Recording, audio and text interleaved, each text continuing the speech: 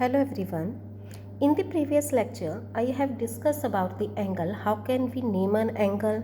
What is vertex? What is side? Okay. Now we will discuss about the measurement of angles.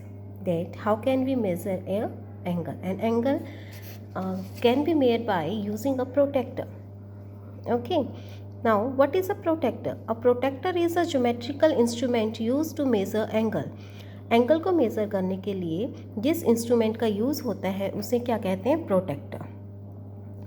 और इसकी shape D जैसी होती है, इसलिए इसको डी भी कहा जाता है। ओके, अब देखिए प्रोटेक्टर के बीच में एक सेंटर पॉइंट होता है जिसे क्या कहते हैं? मेनली हम नेम देते हैं ओ।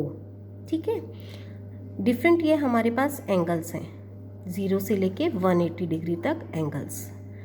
ठीक है, तो हम राइट साइड से ही हमेशा मेज़र करते हैं, 0 से स्टार्ट करते हैं मेनली। और ये है हमारे पास आउटर में, इसमें रिवर्स में हो जाता है, 180 से स्टार्ट होके 0 पे आता है। ठीक है, now measurement of an angle is measure in degree. Degree में मेज़र करते हैं हम इसे। The symbol for degree is this, मतलब हम इस तरह से लिखते हैं। जैसे 90 का एंगल है तो हम लिखेंगे 90, ऊपर ये छोटा सा सर्कल बना देंगे जो हमारा डिग्री को रिप्रेजेंट करेगा। The number of degrees of an angle is called its measure. ठीक है, एंगल जितनी डिग्री का एंगल होगा वो इसकी मेजरमेंट होगी। Okay, keep the centre of the protractor on the vertex ओ।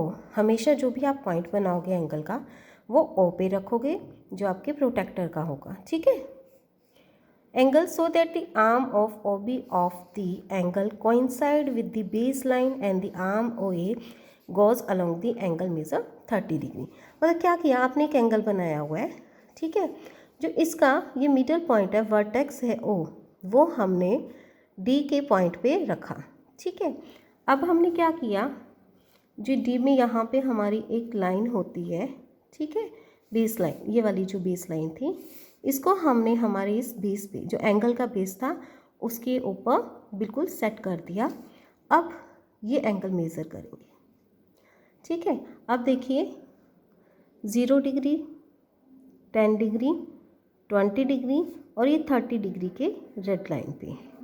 ठीक है, जैसा स्केल में होता है ना, बीच में छोटी छोटी 10 लाइन्स होती हैं, वैसे ही हर एंगल के बीच में ये छोटी छोटी 10 लाइन्स हैं। ठीक है, जो एक एंगल को रिप्रेजेंट कर रही हैं। तो यहाँ के बन गया ये 30 डिग्री का एंगल बन गया। क्लियर? ओके, अब ये डिफरेंट एंगल्स हैं। ये जैसे बन गया हमारा, देखो 90 डिग्री का एंगल 90 पे आ रहा है। ठीक, ये हमारा एंगल बन गया 40 और 50 के बीच में, ये 5 लाइन्स होंगी, 1 2 3 4 5, यानी ये हमारा बन गया 45 डिग्री का, ये 90 डिग्री का एंगल। और ये देखिए हमारा कितना बना, 6 के और 70 के बीच में है, 60 एंड 70 के बीच में है। ठीक है, और सेंटर पे है, तो ये 65 डिग्री बन गया।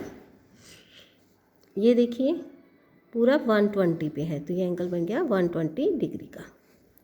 Okay, now types of angles. Angles की भी डिफरेंट टाइप्स हैं। तो कौन कौन से टाइप के एंगल्स हैं हमारे पास? सबसे पहले आता है acute angle. An angle less than 90 degree is called an acute angle. 90 degree का देखो, ये जो ऐसे स्ट्रेट लाइन आ रही थी, ये हमारा 90 डिग्री का एंगल बनता है। इससे जो छोटे एंगल्स होते हैं वो सारे हमारे क्या होते हैं? एक्यूट एंगल होते हैं। जैसे 30 डिग्री का एंगल है, लेस देन 90 डिग्री है, वो क्या बन गया हमारा? Acute angle. Okay, right angle, an angle whose measure is 90 degree is called a right angle. जिसकी मेजरमेंट 90 डिग्री है वो एंगल होता है हमारा राइट एंगल। ठीक है, यानी एक्यूट एंगल आया 0 डिग्री से लेके 90 डिग्री के बीच में, राइट एंगल होता है 90 डिग्री का। ठीक है, अब है obtuse angle. Obtuse angle, an angle greater than 90 degree but less than 180 degree is called an obtuse angle. ठीक है, obtuse angle जो होता है वो हमारा क्या होता है? 90 डिग्री से तो बड़ा होता है, ठीक है, लेकिन 180 डिग्री से छोटा होता है। 180 डिग्री हमारा इधर आएगा, स्ट्रेट लाइन जब बनेगी। ठीक है, तो देखो यहाँ आता है 90, ये 90 है, 90 से बड़ा हो गया, 180 से छोटा हो गया, तो 120 का जो एंगल है वो हमारा कौन सा बना, obtuse angle. Okay, then straight angle, जो हमारी स्ट्रेट लाइन है, ठीक है, वो हमारा कितने का एंगल बनाती है, 180 डिग्री का, और वो क्या कहलाता है, हमारा स्ट्रेट एंगल कहलाता है। ठीक है, स्ट्रेट एंगल क्या होता है, equal to 2 right angle. 2 right angle मतलब एक राइट एंगल हो गया 90 डिग्री का, दूसरा भी 90 डिग्री का हो गया, तो ये 180 डिग्री हो गया। ठीक है, that's mean 1 straight angle equal to 2 right angles. Okay, next है रिफ्लेक्स एंगल।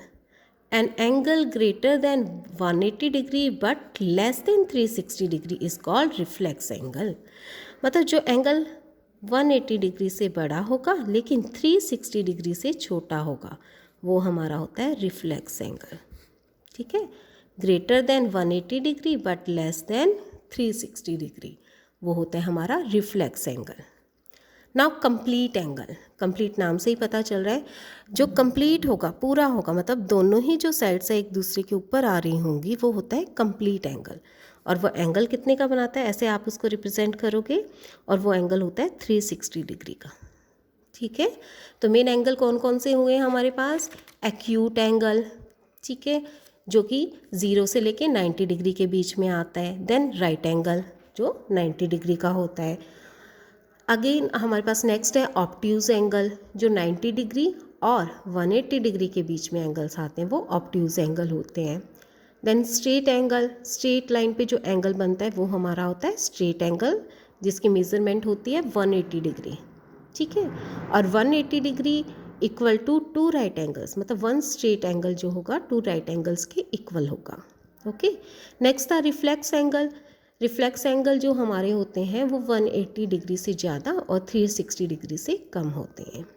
नेक्स्ट है कंप्लीट एंगल, ठीक है, जहाँ दोनों ही साइड्स एक दूसरे को के ऊपर आ जाए, वो होता है कंप्लीट एंगल। ऐसे रिप्रेजेंट करेंगे और उसकी मेजरमेंट होती है 360 डिग्री।